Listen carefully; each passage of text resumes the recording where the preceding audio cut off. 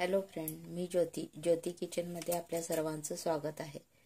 मी आज बेसनचा झुणका पिवळ्या कलरचा बनवणार आहे। त्याची रेसिपी आता पाहू आपण। मी कढई गरम करायला ठेवली आहे।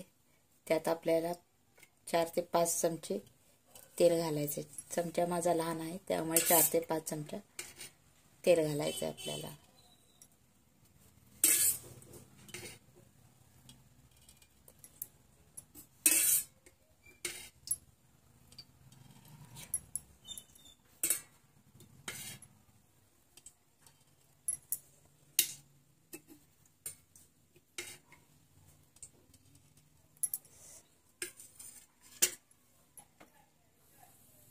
आता आपल्याला तेल गरम करून घ्यायचं आहे चांगल्या प्रकारे।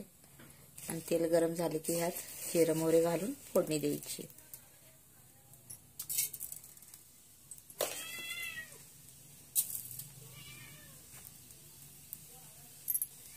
आपली जिरे मोहरी चांगली तडतडली आहे। ह्यात आता आपल्याला लसूण घालायचं आहे। 4 ते 5 पाकळ्या लसणाच्या असे कुटून घेतले आहेत। यात कढीपत्ता आणि 1 टोमॅटो, कांदा आणि मिरची।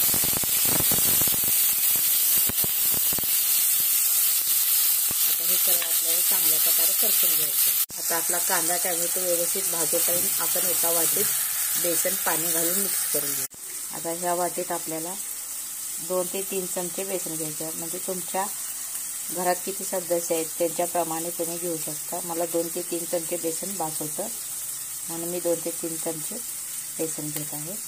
आता ह्यात पाणी घालून आपल्याला हे मिक्स करून घ्यायचं जेणेकरून त्यात गुठळ्या होणार नाहीत आणि आपलं बेसन व्यवस्थित असं बनून जाईल।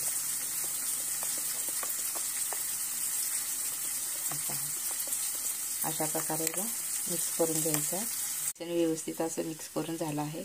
आता आपला कांदा भाजला का ते पाहू। कांदा देखील आपला पूर्णपणे व्यवस्थित भाजला आहे।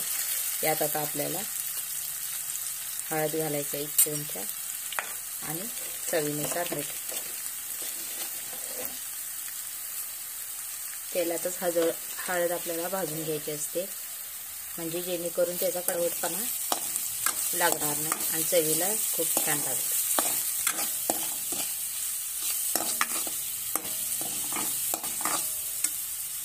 आता ह्यात आपल्याला पाणी घालून एक उकळी आणून घ्यायची आदानाला।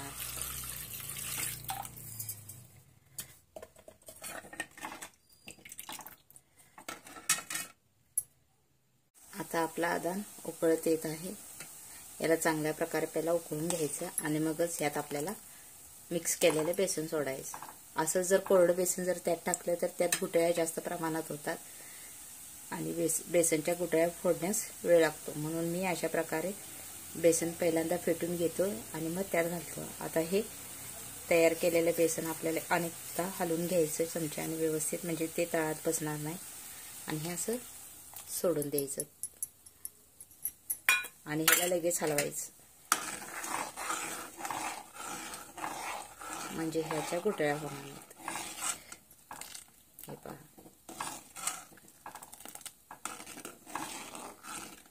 आता ह्याला 5 मिनिटं व्यवस्थित आपण शिजून देऊ।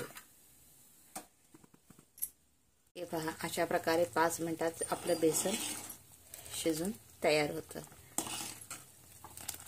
आपल्याला जसं हवं त्या प्रकारे आपण बनवू शकतो। पातळ हवं असेल तर आणखीन पातळ बनवू शकता।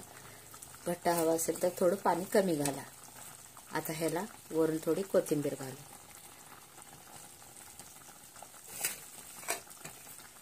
आता आपलं झणझणीत पिठलं तयार झालं आहे। हे पहा असं झणझणीत पिठलं आणि भात एकदम गरम गरम खायला मज्जाच खूप छान येते। ही जर रेसिपी माझी आवडली असेल तर माझ्या चॅनलला नक्कीच लाईक, शेअर आणि सबस्क्राईब करायला विसरू नका। आणि कमेंट बॉक्समध्ये ह्या रेसिपीबद्दल तुमचे काय मत आहे ते जरूर कळवा।